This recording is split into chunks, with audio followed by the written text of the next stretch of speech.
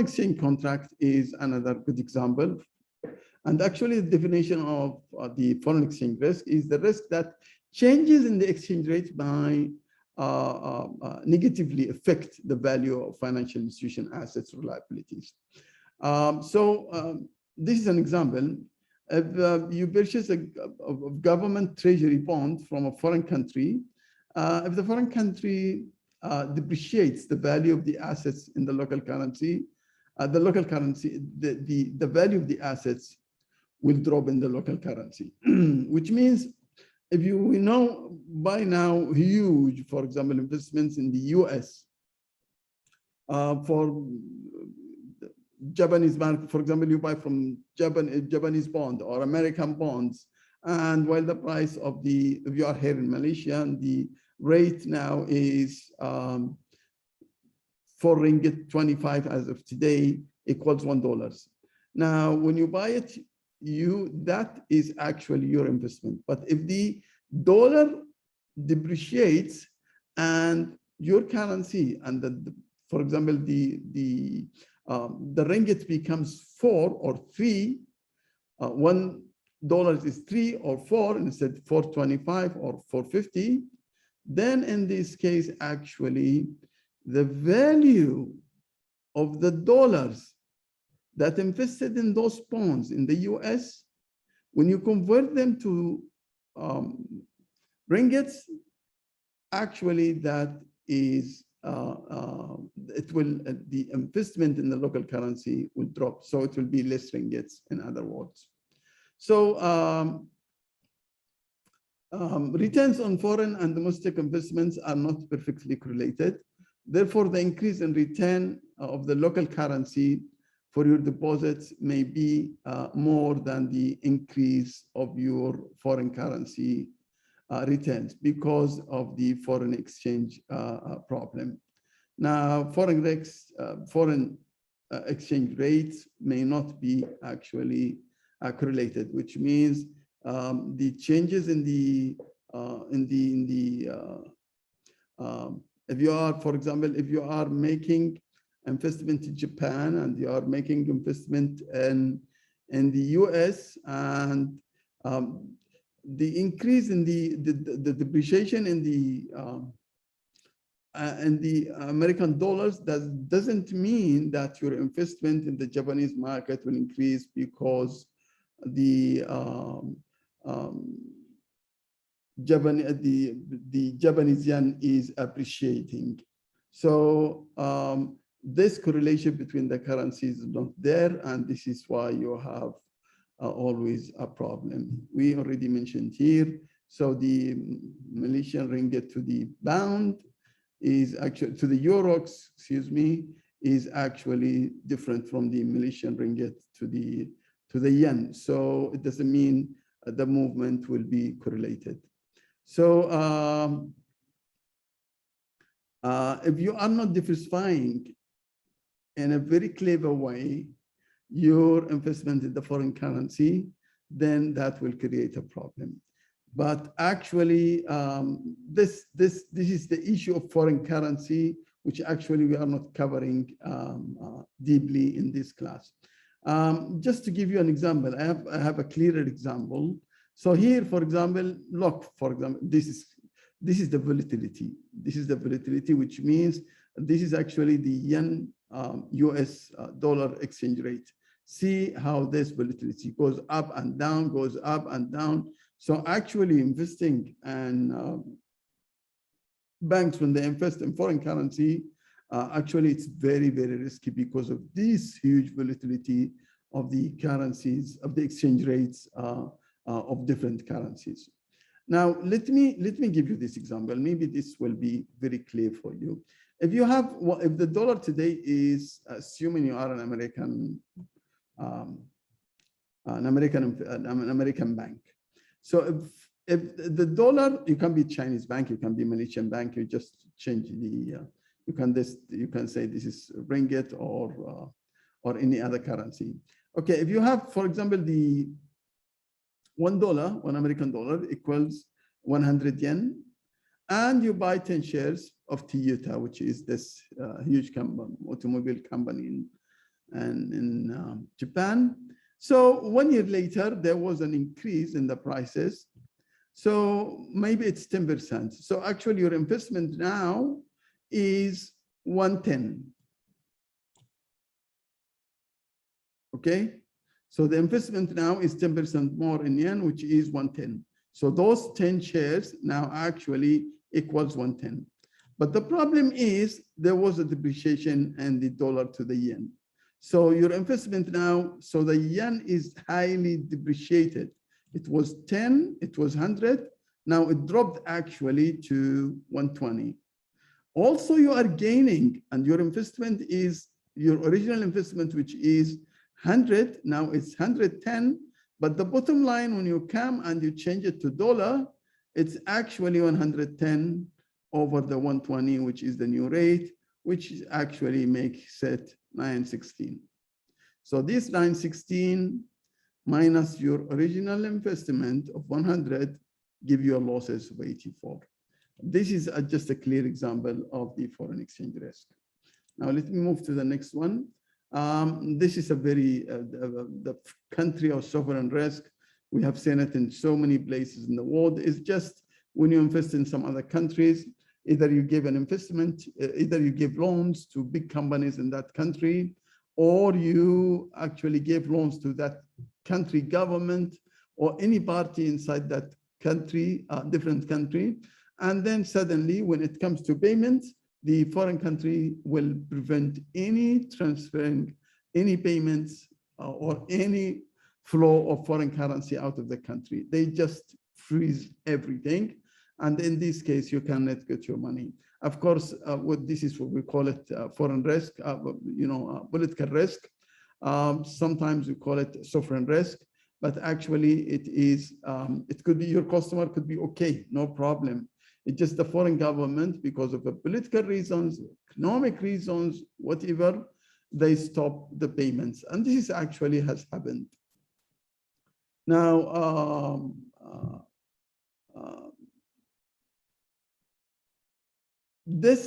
I will give you an example here. As I told you, it's just it's caused by the foreign governments. By the way, foreign governments, we have had history last century where they, confiscate the assets of oil companies, foreign oil companies, banks. We have seen so many things happening over there. So actually it happens because of the foreign government, actions to either they do it for, as I told you, for economic purposes or for political reasons. So we call it sometimes country risk. You can call it sovereign risk, or you can call it political risk. There are some examples here. This is long time ago, in 1982, and this was when the Mexican peso, the problem happened that time. In 1982, the Mexican and Brazilian governments announced debt moratorium on Western creditors, which means they stopped paying the principal and the interest. Now, those huge debt to those governments, and actually it creates significant losses for huge banks like Citigroup. Now, currently we have, I think in 1993, Enron was a huge energy company actually in the US. And actually they take a contract in India in 1993 to build what we call power plants. And when they built the power plants, there was a payments of $300 million has to be paid to Enron. But with the new government come in 1993, there was a new government in India, and I think there was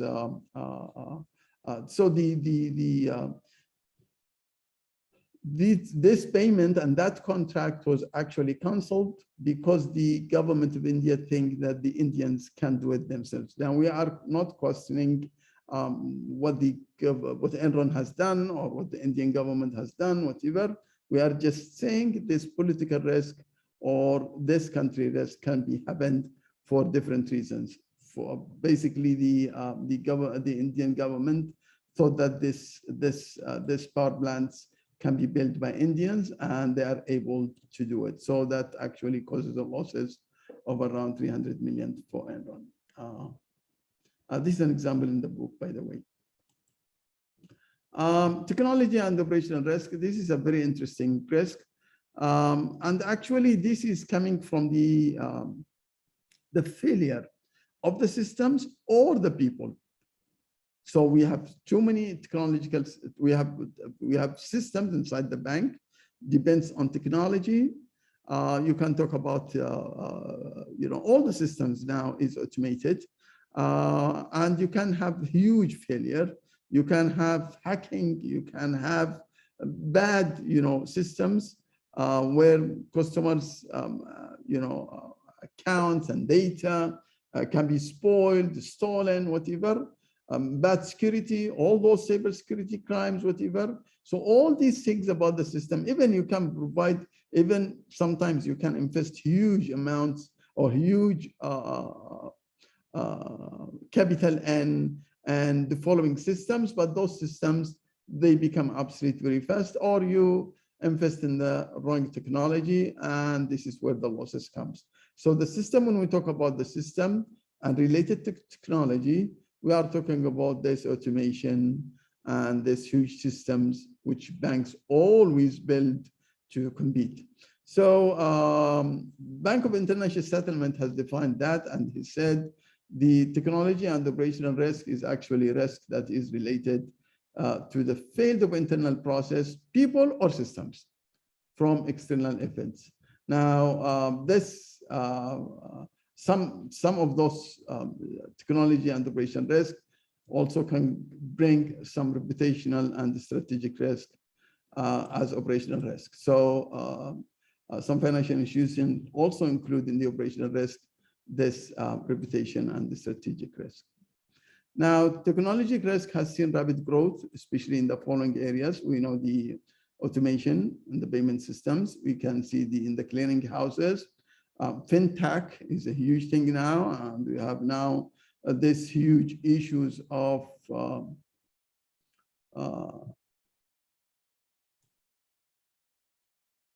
the competing from all those starts up, and the blockchain is going to do so many things. All of those actually is technological challenges that are facing banks. I don't want to talk about technologies, but we have to understand that also the banks are trying to deal with all those issues, but actually technologies and fintech companies and startup and the blockchain technologies actually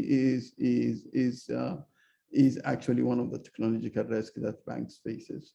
So technology innovations has technology risk. This is when we talk about you buy, invest huge amounts of technologies, and then you have this, what we call, you obtain or you take the wrong systems or systems that get obsolete very fast. So this is one of the problems. Now, we have major objectives of technological expansion. And we acquire actually technology to lower operational costs, to increase profits, or to actually penetrate and go to new markets.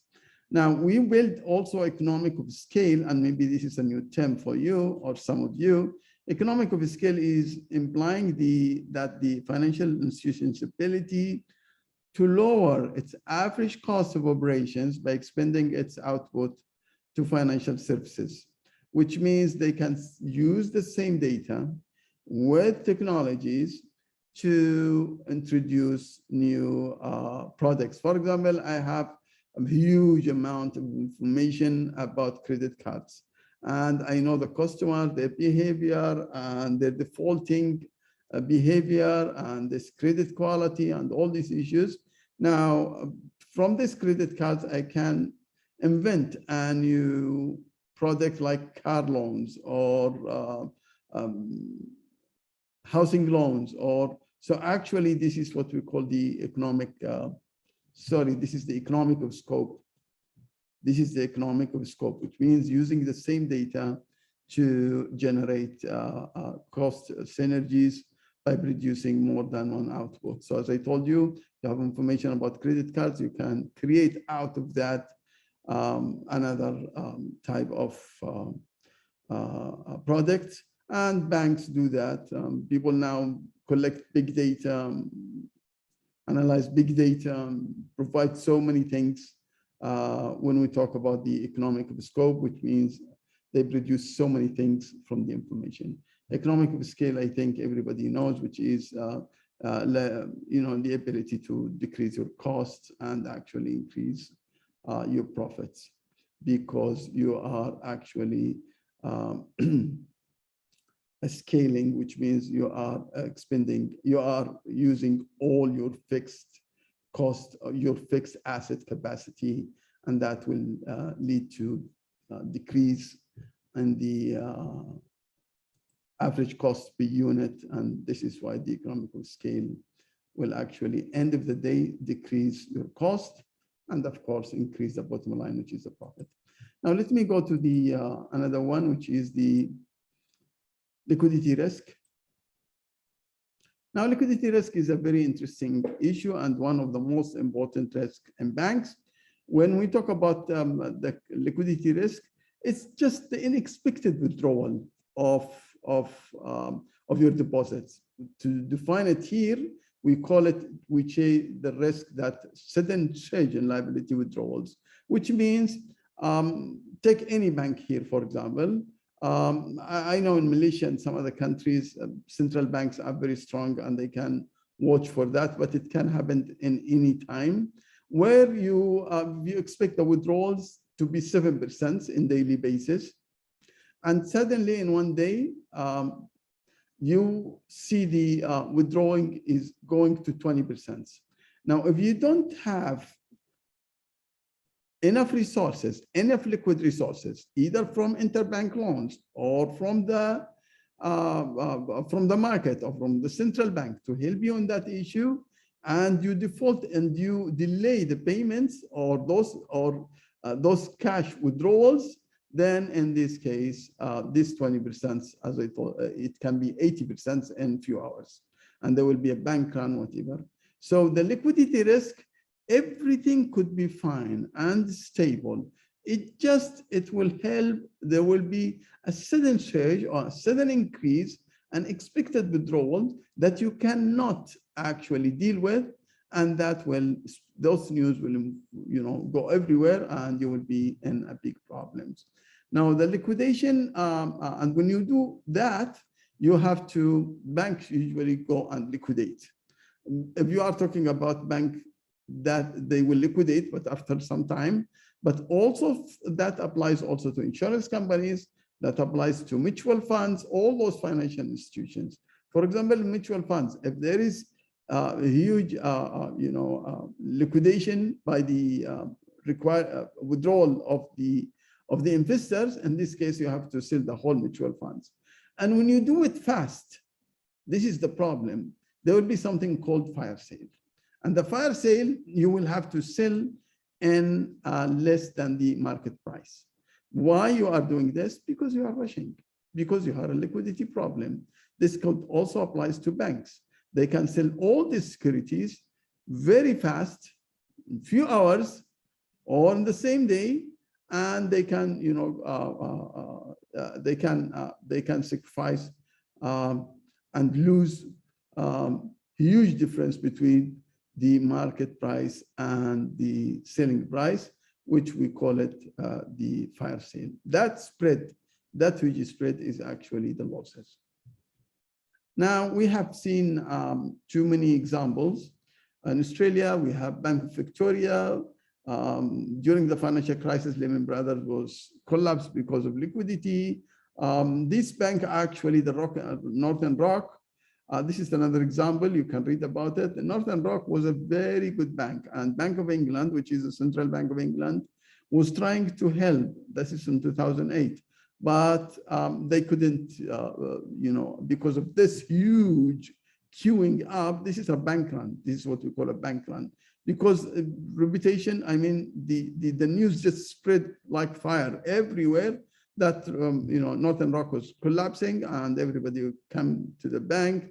And then, of course, the bank was collapsed and they couldn't pay for all those people. And even with the help of the Bank of England, which is a central bank. So this is actually a liquidity problem. So liquidity problem, the bank could be in a very good shape. The financial institution can be in a very good shape. It's just because we don't hold the money inside the bank, but we invest it. And if our expectation is not right, or because of problem in the market, any panic in the market, that will lead to what we call liquidity risk. Now, we have insolvency risk. Insolvency risk is actually the capital risk. And what do we mean by the capital risk? Please understand that all banks, and this is a very, very important issue for the regulators, when they talk about tier 1 capital or total capital or tier 2 capital, and we will talk about those capital later on. What I mean is they have to have enough capital to buffer those losses. Losses from operation and credit risk and market risk and liquidity risk and off-balance sheet risk and all those type of risks, there will be losses. But that's fine. If you have enough capital, those losses will go and we can absorb those losses from the capital as long as there is enough buffer or enough capital. But if you don't have enough capital for one reason or the other, then in this case, the losses will go and will touch the depositor's money. And in this case, this is when you go bankrupt. So insolvency risk, just to take it basically, meaning that you don't have enough capital to absorb the unexpected losses. Look at this, for example, this is, so here, for example, here, if you look at this distribution, I don't know whether you are aware of those distributions. So this distribution is the distribution of losses. Now, the distribution of losses, as you can see here, until this point, we have provisions. Provisions means when we expect some losses, we make provisions.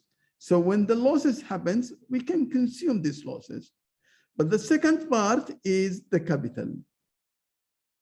So if I eat all of this, which is the provisions, for example, I expected high credit risk. So I'm making provisions, which is reserves for those credit risks. So, or market risk or any other risks. So I will consume this one. But when I reach to this point, which is the expected losses, and the unexpected losses come, I will start to take the capital. And I can survive actually with losses until I reach here. When I reach here, then in this case, actually, this is actually 99% confidence. And this is the 1%. When I reach to here, then in this case, actually, I am bankrupt. So this is actually to measure capital risk. So the capital risk is you don't have enough capital to buffer the unexpected losses, and you eat all the capital and the losses continues. So in this case, you are bankrupt. Finally, we'll talk about the interactions risks, and this is a fact of life. Look, all those risks are actually, they have marginal distributions, which means if you have credit risk, actually that credit risk was created from some type of market risk. And that market risk, and so if we have a market risk, that market risk will affect actually the credit risk. And the credit risk, because nobody is paying, for example, the market is, there is a drop in the market. So the customers are affected, your customers, which your borrowers, then in this case, they cannot pay you to you. Now you have a credit risk, and that credit risk led to less cash flow coming to the bank or to the financial institution. So now you have credit risk, you have a liquidity risk. And then, so market risk coming to credit risk, coming to liquidity risk, and then the off-balance sheet risk could be there. And all those risks can accumulate in a way that they eat the whole capital. So we have now capital risk. So actually, when you talk about those issues and all those risks, they are actually integrated. So banks actually do not measure one risk, but they have their own sophisticated modeling to measure the bank risk. And actually, that will be the impact on the capital. I am done.